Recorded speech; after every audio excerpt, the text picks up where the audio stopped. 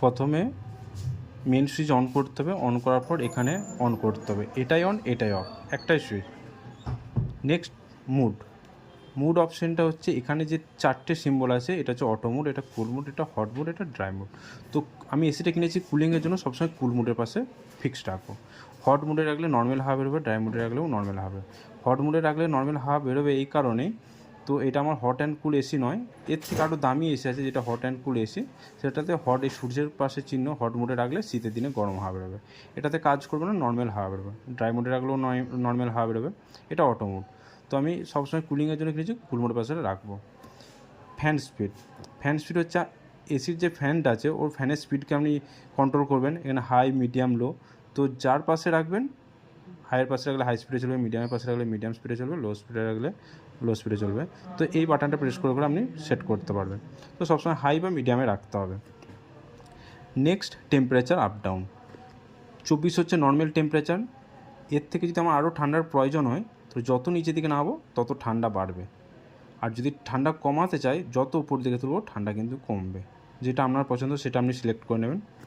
এখানে দিয়েছে high power eco, একটাই সুইচ, তো এটা আমার খুব ইম্পর্টেন্ট নয়, তবুও কী কাজ আমি বলে দিই। হাই পাওয়ার, প্রথমে যেখানে এই যে একটা হাই পাওয়ার মানে এই যে একটা সিম্বল আছে শক্তিমানের মতন, এটা প্রেস করলে আপনার শক্তিমানের মতন সিম্বল এলো, এটা কি কুইক চিল ঠান্ডা দেবে 40 মিনিট, 8 ঘন্টা থেকে 40 মিনিট, তারপর অটোমেটিক ক্যান্সেল হয়ে যাবে। আর একবার যদি প্রেস করি ইকো মানে হচ্ছে নর্মাল হাওয়া বেরোবে, মানে বেশি চিল হাওয়া আসবে না, নর্মাল একটা ঠান্ডা দেবে। তো এই অপশানে রাখার প্রয়োজন নেই, আর একবার প্রেস করলে এটা ক্যান্সেল হয়ে যাবে। নেক্সট আপ ডাউন সুইং, এটা হচ্ছে left right swing.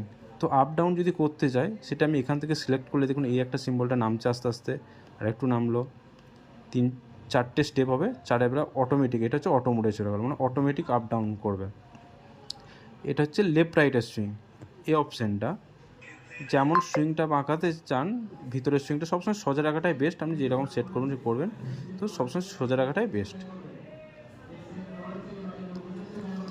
3D auto মানে up down plus left right, একটাই সুইচ টিপলে আপ ডাউনও করবে লেফট রাইটও করবে।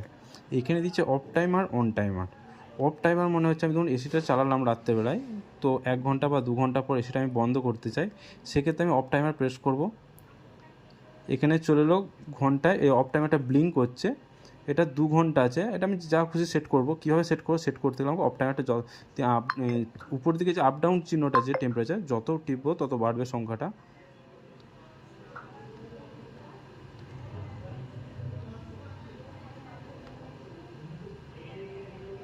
প্রথমে টাইমার সিম্বলটা হাত দেবো, সংখ্যাটা বাড়ছে, 2 ঘন্টা 30 মিনিট, 2 ঘন্টা 40 মিনিট, যেটা আমি সেট করবো, আমি 2.5 ঘন্টা সেট করব,